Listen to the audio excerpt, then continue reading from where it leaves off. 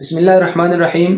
کیا آپ جانتے ہیں کہ سیدنا حضرت ابوبکر صدیق رضی اللہ تعالیٰ عنہ کس تاریخ کو خلیفہ بنے اور کتنا عرصہ خلیفہ رہے؟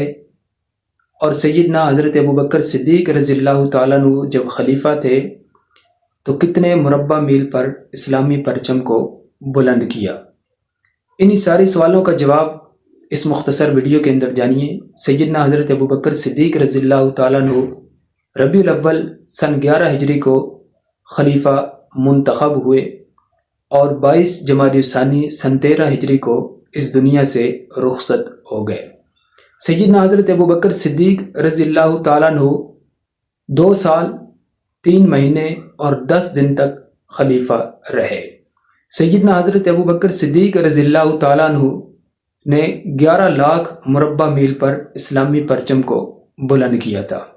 آپ سے گزارش ہے، آپ نے اگر ہمارا چینل سبسکرائب نہیں کیا تو آپ اس کو سبسکرائب ضرور کر لیں تاکہ اس طرح کی معلوماتی ویڈیو بر وقت آپ تک پہنچتی رہیں۔